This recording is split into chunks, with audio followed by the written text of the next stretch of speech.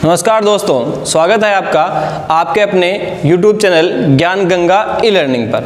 अपन पढ़ रहे थे जिला दर्शन और जिला दर्शन में हमने 2 जिलों का दर्शन कर चुके हैं। उसमें से पहला जिला था अपना अजमेर और दूसरा जिला था अपना भीलवाड़ा। इन 2 जिलों का अपन दर्शन कर चुके हैं। आई होप इनमें आपको कोई प्रॉब्लम होगी नहीं। ठीक है, आज जिस जिले का अपन दर्शन करेंगे वो ऐतिहासिक दृष्टि से बहुत ज़्यादा महत्वपूर्ण है। ठीक है, तो आज अपन जिस जिले का दर्शन करेंगे उसके बारे में थोड़ी बात कर लेते हैं।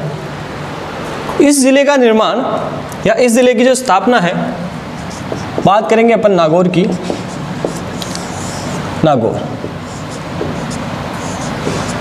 नागौर के अपने को 2 प्राचीन नाम मिलते हैं। पहला मिलता है नागपुर और एक मिलता है अहिछत्रपुर। ये 2 जिले अपने उसको उपनाम मिलते हैं नागौर जिले के।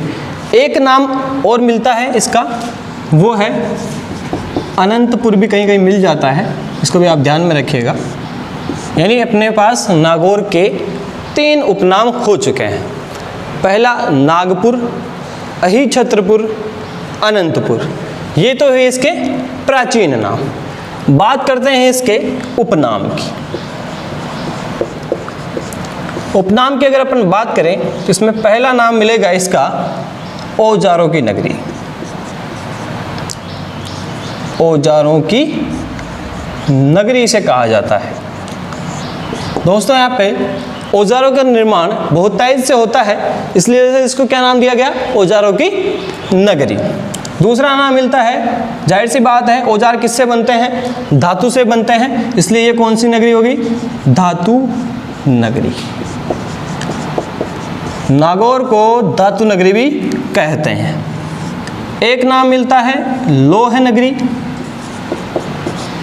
लौह नगरी, और एक उपनाम मिलता है इसका मध्यकालीन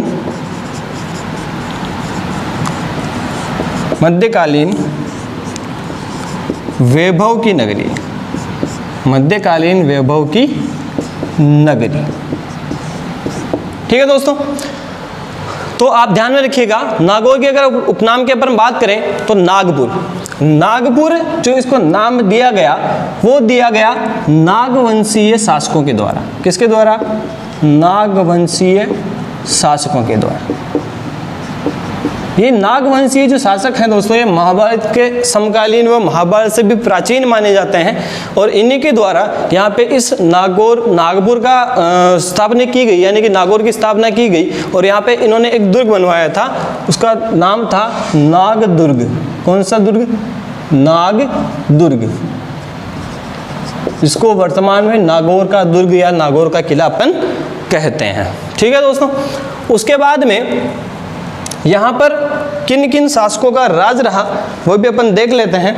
थोड़ा इसको मिटा देता हूं मैं।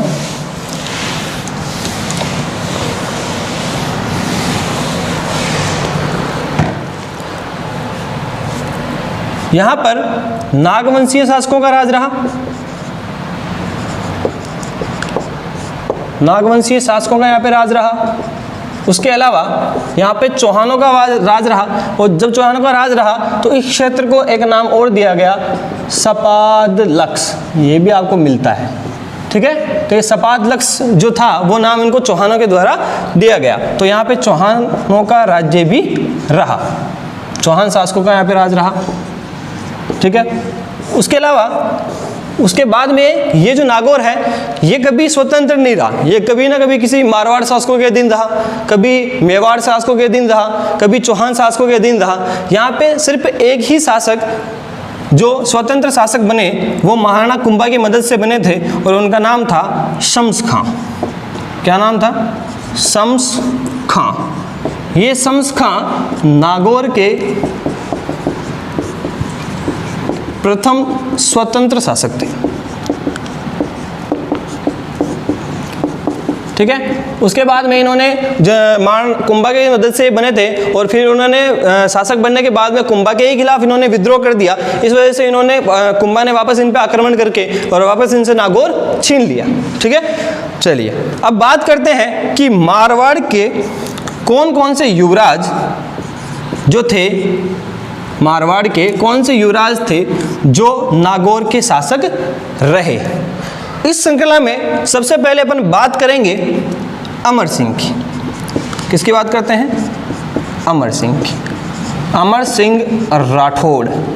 दोस्तों ये अमर सिंह जो राठौड़ हैं ये बहुत ही वीर व्यक्ति थे और बहुत उग्र स्वभाव के इनको माना जाता था। ये अमर सिंह राठौड़ मारवाड़ रियासत के जो शासक थे गज सिंह प्रथम, ये उनके ज्येष्ठ पुत्र थे। किसके पुत्र थे ये? गज सिंह प्रथम के। ये गज सिंह प्रथम, गज सिंह प्रथम के ज्येष्ठ पुत्र थे अमर सिंह, यानी बड़े पुत्र कौन थे? अमर सिंह। लेकिन गज सिंह की एक पासवान थी और उसका नाम था अनारा बेगम, और उस अनारा बेगम के कहने से, अनारा पासवान के कहने से इन्होंने गज सिंह ने इनको वहाँ का राजा न बनाकर जसवंत सिंह को वहाँ का राजा बना दिया, जिससे ये कुंठित होकर, जिससे ये क्रोधित होकर और ये उस समय के तत्कालीन मुगल शासक शाहजहां की शरण में चले गए अपने कुछ साथियों को लेकर। और उन्होंने, शाहजहां ने इनको मारवाड़ के नागौर का प्रगना संभला दिया, इन नागौर का इनको शासक बना दिया। किसने बनाया? शाहजहां ने। ये ध्यान में रखिएगा, शाहजहां ने अमर सिंह को नागौर का परगना दे दिया, यानी नागौर का इनको शासक बना दिया। किसके द्वारा बनाया गया? शाहजहां के द्वारा। कौन बने? अमर सिंह, जो किसके पुत्र थे? गज सिंह प्रथम के पुत्र थे। चलिए अमर सिंह के बारे में और बात कर लेते हैं। आपने एक बहुत चर्चित युद्ध का नाम सुना होगा, एक राड़ का नाम सुना होगा, और उस राड़ का नाम था मतीरे की राड़। इतिहास में ये राड़ काफी चर्चित रही, मतीरे की राड़। दोस्तों एक मतीरे के ऊपर हो गई राड़ हुई थी। ठीक है, ये जो राड़ हुई वो नागौर के शासक अमर सिंह और उस समय बीकानेर के शासक, बीकानेर शासक कर्ण सिंह के मध्य हुई। ठीक है, यानी ये जो लड़ाई हुई मतीरों की राड़, ये किसके किसके विरुद्ध हुई? अमर सिंह राठौड़ वर्सेस कर्ण सिंह। अमर सिंह कहाँ के थे? नागौर के थे, और जो बीकानेर के शासक थे वो थे कर्ण सिंह। इन दोनों के मध्य मतीरे की राड़ हुई। अब चूंकि आप जानते हैं नागौर के जस्ट ऊपर जो है वो क्या है? बीकानेर है। इसको थोड़ा देख लेते हैं। जैसे मान लीजिए ये जो खेत है ये है बीकानेर का। ठीक है, बीकानेर का खिलवा गांव है ये। कौन सा गांव है? खिलवा गांव। इसके जस्ट टच में जो ये खेत है नागौर का, और इस नागौर के गांव का नाम है जोखरिया। जोखरिया गांव का है। अब दोस्तों हुआ क्या? जैसे मान लीजिए ये मेर है खिलवा गांव की, यहाँ पे खेत है खिलवा गांव का, यहाँ पर खेत है जोखरिया गांव का, नागौर का। खिलवा गांव के एक किसान ने अपने खेत में मतीरे की बेल लगाई। ठीक है, वो बेल इस मेड़ को पार करते हुए, इस बाड़ को पार करते हुए नागौर वाले किसान के खेत में आ गई। अब इस खेत के जो बेल है ये, वो इस खेत में आ गए और मतीरे जो लगे वो इस खेत में लग गए। और जोखरिया गांव का जो किसान है वो इन मतीरों को खाने लग गया। इसका विरोध किया खिलवा गांव के किसान ने कि बोले मतीरे तो मेरे खेत के, तू कैसे खा रहा है? बोले है तो मेरे खेत में। तो बोले है तो उससे मतलब क्या? बेल तो मेरी खेत की। बोले होगी, मैं तो खाऊंगा। और खाऊंगा, मान जा मैं अपने राजा से शिकायत कर दूंगा। बोले कर देना, मेरा राजा कौन सा कमजोर है? बोले तेरे को क्या लगता है थारा अमर सिंह जान का तो घना हुआ है हमारा राजा करने। तो वो बीकानेर वाला बोलता है, कह रहा है कि तेरे वाले भी बहुत आते हैं मेरे पास में। तो बोले तेरे वाले भी बहुत आते हैं। जब तक केस में आज सोडस वाले जितने काम कर रहे थे वो और आ गए। बोले अरे क्या हुआ? बोले देख अपने राजा के बारे में ऐसे बोल रहा है। इधर वो बीकानेर वाले भी आ गए। बोले अरे क्या हुआ? बोले देखो ये राजा अपने बारे में, राजा के बारे में ऐसे बोल रहे हैं। तो वो जो दो व्यक्तियों की लड़ाई थी, वो मतीरे की लड़ाई तो दो व्यक्तियों की लड़ाई होगी, और वो दो व्यक्तियों की लड़ाई दो गांव की लड़ाई होगी। और गांव वाले बोल रहे चलो अपने राजा के पास, वो भी बोले चलो अपने राजा के पास। तो दोनों किसके पास पहुंच गए? राजा के पास पहुंच गए। और राजा को जाके बोले कि साहब वो नागौर वाली रियासत वाले ऐसे बोल रहे हैं कि थारा राजा तुम्हारा राजा खड़े को नड़े। है ना, हमारा राजा बहादुर है, तुम्हारा राजा ये है वो है। तो बीकानेर वाले राजा ने सोचा, बोले यार तो बात ही मोटी होगी। तो बीकानेर राजा ने पत्र लिखा अमर सिंह को, बोले क्या बात हुई? तो बोले ये बात हो रही है। तो इन्होंने बोला कि भाई अमर सिंह जी, ऐसी बातें गलत शोभा नहीं देती है, अच्छी चीज़ें नहीं है ये, आप अगर ज़्यादा आप में ही है तो आ जाओ युद्ध के मैदान में। तो अमर सिंह जी बोलते कि भाई हम कौन सा डरते हैं, आ जाओ युद्ध के मैदान में। तो दोनों शासकों के बीच में खिलवा ग्राम के यहाँ पे एक युद्ध हुआ, एक राड़ हुई, और उस राड़ को नाम दिया गया मतीरे की राड़। यानी एक छोटी सी चीज़ ने दो शासकों के बीच में युद्ध करवा दिया, मतीरे की राड़। और राड़ करने के बाद में फिर बाद में इनके सुलह भी हो गई कि बोले चलो कोई बात नहीं, जिस खेत की बेल उसी खेत के मतीरे। यानी जिस अभी आज तो चलो ठीक है, आज मतीरे की बेल आ गई, कल भी आ सकती है। तो इसका कुछ ना कुछ परमानेंट सॉल्यूशन तो होना चाहिए। तो बोला परमानेंट सॉल्यूशन यही है, अब जिस खेत में बेल लगेगी मतीरे उसी के हो जाएंगे। ठीक है, चलिए।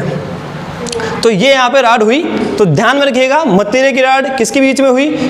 अमर सिंह और कर्ण सिंह। अमर सिंह नागौर के शासक थे, कर्ण सिंह बीकानेर के शासक थे। और ये राड़ जो इसका सन अगर आपको चाहिए तो वो भी आप याद रख सकते हो, 1644 ईस्वी में हुई थी ये भी आप ध्यान में रख सकते हैं। चलिए, तो अपन ने बात कर ली कि मारवाड़ के युवराज जो अमर सिंह थे उनको शाहजहां ने, किसने?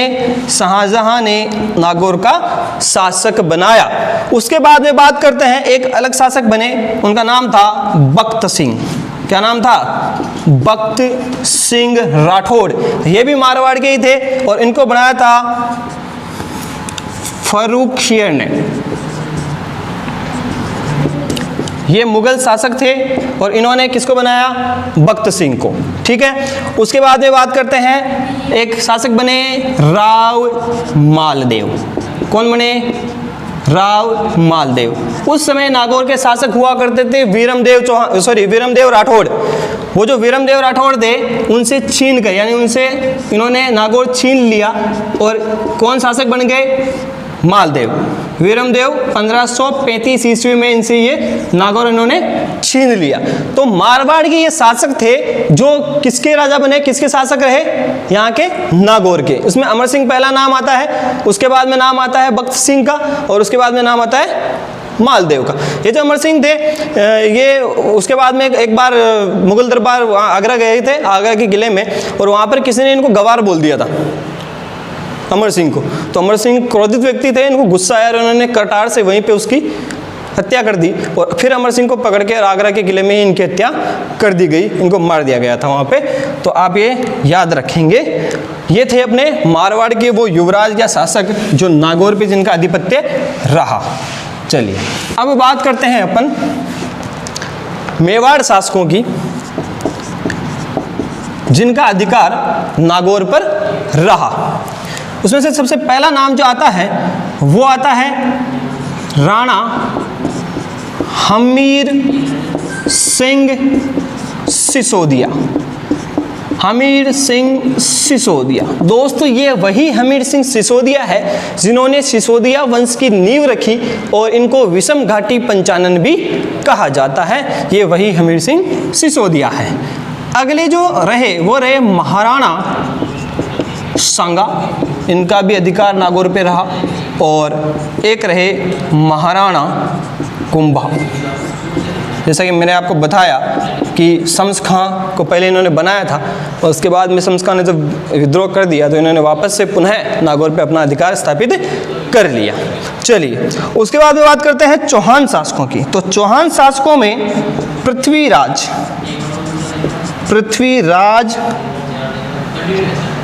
चौहान तृतीय, ये जो थे ये नागौर के शासक रहे थे।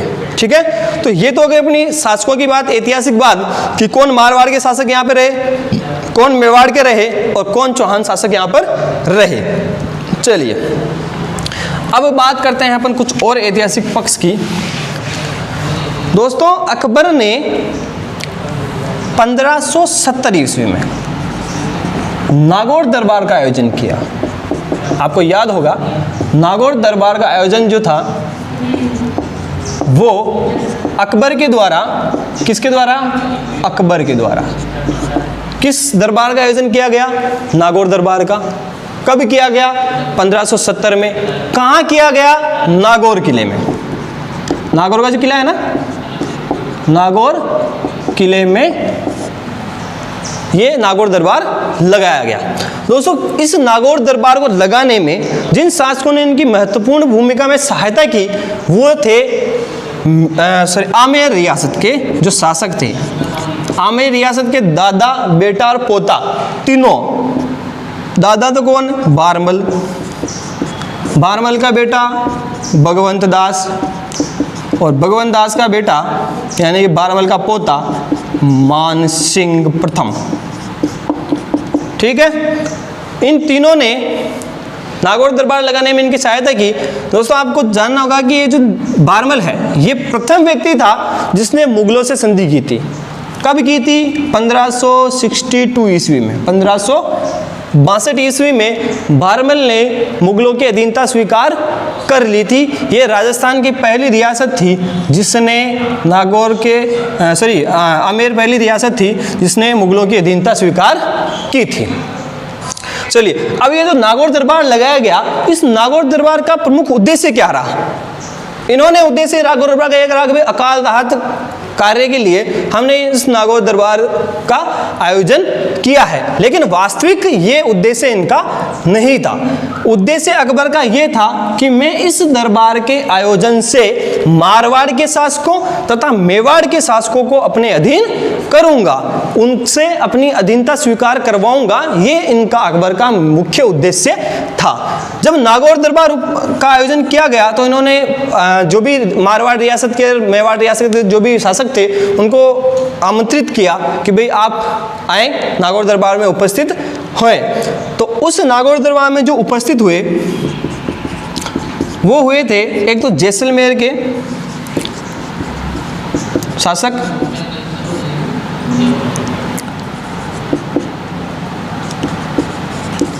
एक हुए थे बीकानेर के शासक,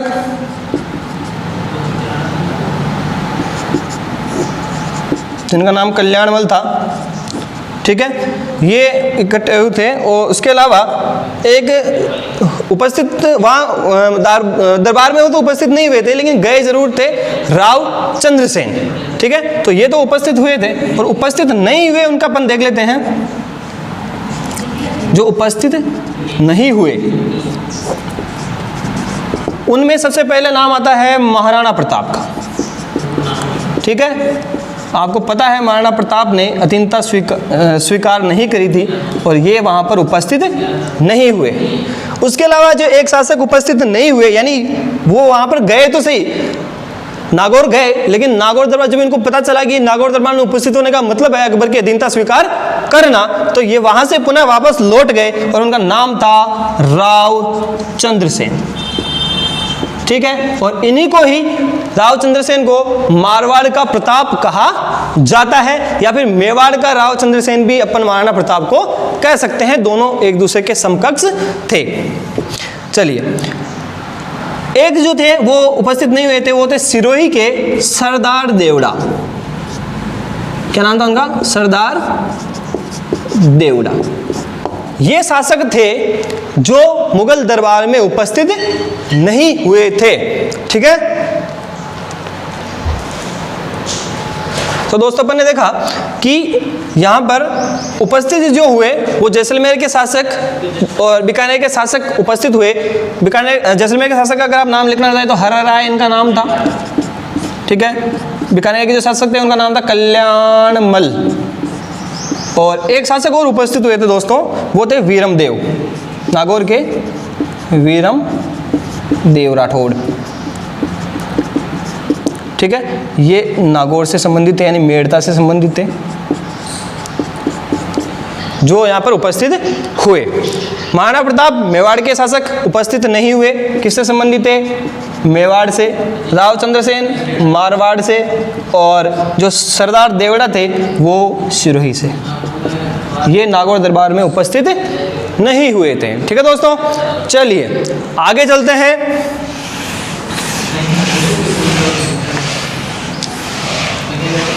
दोस्तों, अकबर जो था, अकबर के दरबार में नवरत्न हुआ करते थे।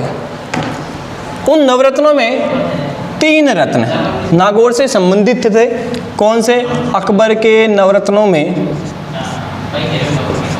3 जो रत्न थे वो नागौर से संबंधित थे। पहला बीरबल, इनको नागौर में नियुक्त किया गया था। दूसरे जो थे वो थे अबुल फजल, अबुल फजल, ये नागौर के ही थे, अबुल फजल। और एक अबुल फजल के ही भाई थे फेजी। ये जो तीनों हैं ये कहाँ से संबंधित थे? नागौर से संबंधित थे। ये तीनों अकबर के नवरत्न थे। और एक अकबर का दरबारी कवि जिनका नाम था कवि वृंद। ये जो कवि वृंद थे ये भी कहाँ से संबंधित थे? नागौर से संबंधित थे। ठीक है, ये भी आपको ध्यान में रखना है कि अकबर के नवरत्नों में शामिल बीरबल, अबुल फजल, फैजी और कवि वृंद, ये कहाँ से संबंधित थे? नागौर से संबंधित थे। चलो दोस्तों, ये तो हुई अपनी ऐतिहासिक पक्ष की बात। अब आ जाते हैं सीधा अपन अपनी भारत की स्वतंत्रता प्राप्ति के ऊपर और वहाँ की अपन बात करते हैं। दोस्तों, राजस्थान में सर्वप्रथम जो पंचायती राज का गठन हुआ वो गठन नागौर से हुआ। कहाँ से हुआ? नागौर से। किसके द्वारा किया गया? जवाहरलाल नेहरू द्वारा, जवाहरलाल नेहरू द्वारा ये किया गया। और कहाँ से किया गया? नागौर जिले का एक गांव है, गांव का नाम है बगदरी। बगदरी गांव से इसका उद्घाटन किया गया था। नागौर के बगदरी गांव से इसकी शुरुआत की गई थी और ये की गई थी 2 अक्टूबर 1959 ईस्वी में। कब की गई? नागौर जिले के बगदरी गांव से 2 अक्टूबर 1959 ईस्वी में की गई। किसके द्वारा की गई? ये की गई JL नेहरू द्वारा, जवाहरलाल नेहरू द्वारा। ठीक है दोस्तों, ये आप याद रखेंगे। उसके बाद आगे चलते हैं अपन। दोस्तों, नागौर राजस्थान का ऐसा दूसरा जिला है जो सर्वाधिक जिलों को स्पर्श करता है। नागौर राजस्थान का दूसरा ऐसा जिला है जो सर्वाधिक जिलों को स्पर्श करता है। तो पहला जिला कौन सा है ये आप कमेंट बॉक्स में बताएंगे। ठीक है, 7 जिलों को स्पर्श करता है ये नागौर। किसको स्पर्श करता है? 7 जिलों को स्पर्श करता है दोस्तों। ठीक है, नागौर अपने राजस्थान में 12 मरुस्थलीय जिले हैं। कितने जिले हैं? 12 मरुस्थलीय जिले हैं। उन 12 मरुस्थलीय जिलों में नागौर शामिल है। मरुस्थलीय जिले जिनमें नागौर शामिल है ये 2010 के अनुसार। और जो नवीनतम जिला जिसको मरुस्थलीय जिलों में शामिल किया गया था वो नवीन जो जिला था वो था हनुमानगढ़। हनुमानगढ़। ठीक है, इसको भी आप ध्यान में रखेंगे। दोस्तों, राजस्थान में सर्वप्रथम जो रेल बस सेवा का शुभारंभ किया गया वो नागौर जिले में किया गया। कहाँ से कहाँ तक किया गया वो भी मैं बताता हूँ आपको। सर्वप्रथम रेल बस सेवा शुरू कहाँ से हुई? ये हुई थी मेड़ता सिटी से मेड़ता रोड तक। कब हुई? 1994 में। ठीक है, 1994 में ये सेवा शुरू की गई। ठीक है, कहाँ से की गई? नागौर से। नागौर के कहाँ से कहाँ तक? मेड़ता सिटी से मेड़ता रोड तक 4 रेल बस थी ये जिनका प्रारंभ शुभारंभ यहाँ से किया गया था। उनमें से 3 जो रेल बस सेवाएं हैं यानी 3 जो रेल बस हैं वो रिटायर्ड हो चुकी है। एक है जो बाकी है वो भी बहुत जल्द रिटायर्ड होने वाली है। और इस रेल बस का नाम था इजरा। ये भी याद रखना आप, इजरा रेल बस। ठीक दोस्तों, ये इजरा रेल बस थी जिनका प्रारंभ यहाँ पर किया गया था। ठीक है, चलिए अब बात करते हैं, क्या नागौर में किसी भी तरह का कोई अभ्यारण्य है? नहीं, नागौर में कोई भी अभ्यारण्य नहीं है। यहाँ पर 2 आखेट निषिद्ध क्षेत्र जरूर है। कौन से क्षेत्र? आखेट निषिद्ध, जहाँ पर शिकार करना मना होता है उस क्षेत्र को कहते हैं आखेट निषिद्ध क्षेत्र। तो पहले क्षेत्र का नाम है जरोदा और एक है रोटू। जरोदा और रोटू, ये 2 ऐसे क्षेत्र हैं जो आखेट निषिद्ध क्षेत्र हैं दोस्तों। आखेट निषिद्ध क्षेत्र जो कहाँ के हैं? नागौर के। नागौर में कोई भी अभ्यारण्य नहीं है, ये भी आप चाहे तो लिख सकते हैं। यहाँ पे किसी भी तरह का कोई अभ्यारण्य नहीं है। ठीक, ये था अपना नागौर का कुछ वर्णन कि नागौर ऐसा जिला है, दूसरा जिला। नागौर ऐसा कौन सा जिला है? दूसरा जिला है राजस्थान का जो सर्वाधिक 7 जिलों की सीमा को टच करता है। पहला कौन सा है जो आपको कमेंट बॉक्स में बताना है। 12 मरुस्थलीय जिले जो राजस्थान में है उनमें से एक नागौर है, और जो सबसे नवीनतम जिला इनमें जो ऐड हुआ है वो हुआ है हनुमानगढ़। प्रथम रेल बस सेवा का जो शुभारंभ हुआ वो मेड़ता सिटी से मेड़ता रोड तक 1994 ईस्वी में हुआ। वो इजरा, उस बस का नाम क्या था? इजरा रेल बस। नागौर में किसी भी तरह का कोई अभ्यारण्य नहीं है। 2 आखेट निषिद्ध क्षेत्र हैं, पहला है जरोठा, दूसरा है रोटू। ठीक है, ये आपको ध्यान में रखना है। ठीक है दोस्तों, तो अब अपन बात कर लेते हैं नागौर में बहने वाली कुछ नदियों की। वैसे नागौर में जितनी भी नदियां बहती हैं, अधिकतर यहाँ की जो नदियां हैं वो या तो बरसाती नदियां होती हैं या आंतरिक प्रवाह की नदियां होती हैं। ठीक है, तो नागौर में जो नदियां हैं वो लगभग आंतरिक प्रवाह की नदियां मानी जाती है। इसमें से अगर अपन एक नदी का अपन बात करें तो वो नदी है एक जोजड़ी नदी है। जोजड़ी नदी। दोस्तों ये जो नदी है जोजड़ी, ये पांडलू नागौर में है, वहाँ से इसका उद्गम होता है और सिर्फ इसका उद्गम ही नागौर में होता है, बाकी बहती नागौर में नहीं है। ये नागौर से निकल के सीधी चली जाती है जोधपुर में। ठीक है, खेजड़ली गांव का नाम सुना होगा आपने, खेजड़ली गांव का। वो खेजड़ली गांव जो है वो इस जोजड़ी नदी के किनारे है और आगे जाके जोधपुर में इसमें जसवंत सागर बांध बना हुआ है। ठीक है, एक नदी और है इसमें, खारी नदी, जिसका उद्गम पर्वतसर से होता है। कहाँ से होता है?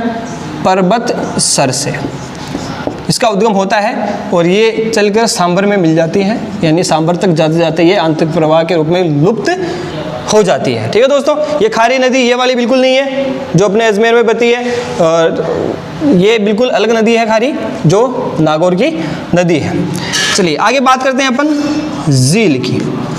ठीक है दोस्तों, राजस्थान की खारे पानी की सबसे बड़ी झील कौन सी है? सांभर। कौन सी है? सांभर। ये जो सांभर झील है दोस्तों, ये बहुत बड़ी झील है और इसका जो ये सांभर जो झील है ये जयपुर को भी स्पर्श करती है, ये नागौर को भी स्पर्श करती है, ये अजमेर को भी स्पर्श करती है। तो इसलिए सांभर का जो कुछ हिस्सा है वो कहाँ पर आता है? नागौर में भी आता है। इसलिए झील का नाम आप याद रखें, सांभर झील राजस्थान की खारे पानी की, किसकी? खारे पानी की, मीठे पानी की नहीं है, खारे पानी की सबसे बड़ी झील है ये। ठीक है, खारे पानी की सबसे बड़ी झील कौन सी झील है? सांभर झील। अगली झील की बात करते हैं, डीडवाना। बहुत इंपॉर्टेंट झील है, क्वेश्चन भी बनता है। डीडवाना जो है उसको शेखावटी का प्रवेश द्वार कहते हैं। ये डीडवाना जो झील है यहाँ पर नमक निकलता है और यहाँ पे निकलता है NaSO4। ठीक है, इसका नाम है सोडियम सल्फेट। दोस्तों राजस्थान सरकार के द्वारा इस सोडियम सोडियम सल्फेट को निकालने के लिए यहाँ पे एक राज्य सरकार का उपक्रम भी साबित है, इसको हम सल्फेट यंत्र कहते हैं। यानी राज्य सरकार का, राजस्थान सरकार का उपक्रम यहाँ पर स्थापित है। ठीक है दोस्तों नमक दो प्रकार का होता है, एक तो Na2SO4 होता है जो सोडियम सल्फेट होता है, खाने के काम में नहीं आता है। एक नमक होता है NaCl, सोडियम क्लोराइड, ये नमक खाने के काम में आता है। ठीक है, ये नमक जो है वो औद्योगिक काम में आता है, विद्युत निर्माण में वगैरह अलग काम में ये आता है, और ये नमक खाने के काम में आता है। चलिए ये आपको ध्यान रखना है। अगली झील है डेगाना। ये डेगाना झील भी कहाँ पर है? नागौर में है। अगली एक झील और है नावा। ठीक है दोस्तों, नावा झील के बारे में जो इंपॉर्टेंट चीज़ें हैं वो मैं आपको बताता हूँ। उसको झील के रूप में आपको याद रखो ना रखो, लेकिन इस चीज़ में ज़रूर याद रखना कि एशिया की सबसे बड़ी नमक मंडी है ये। ठीक है दोस्तों, एशिया की सबसे बड़ी नमक मंडी, सॉल्ट म्यूजियम जो है वो कौन सी है? नावा झील। नावा जगह पर है ये, नागौर में। ये प्रसिद्ध है नमक की वजह से। ठीक है दोस्तों, यहाँ पर जो नमक की जो व्यवसायी लोग हैं उनको यहाँ पे प्रशिक्षण भी दिया जाता है नावा झील में। डेगाना झील के बारे में अपन ने पढ़ा है, खारे पानी की झील है सभी। डीडवाना झील के बारे में अपन ने पढ़ लिया कि यहाँ पे सोडियम सल्फेट यंत्र स्थापित है राज्य सरकार के द्वारा। और सांबर झील जो राजस्थान की सबसे बड़ी खारे पानी की झील है। एक झील और है, अगर आप चाहो तो उनको नाम याद रख सकते हो, कुचामन झील। कुचामन झील या कुचामन बोल सकते हो, ये कुचामन झील, ये भी कहाँ स्थित है दोस्तों? नागौर में स्थित है। तो दोस्तों ये आज अपन ने कुछ नागौर के बारे में बात करी। आगे जो अपन बात करेंगे नागौर के बारे में ही, वो नेक्स्ट पार्ट में करेंगे। इस वीडियो से संबंधित आपका अगर किसी इस पोर्शन में या इस पार्ट में कोई भी प्रश्न हो, प्रश्न कमेंट बॉक्स में अवश्य डालें। वीडियो पूरा देखें। ठीक है, लाइक करें, शेयर करें और कमेंट करें। मिलते हैं नेक्स्ट पार्ट में। नमस्कार।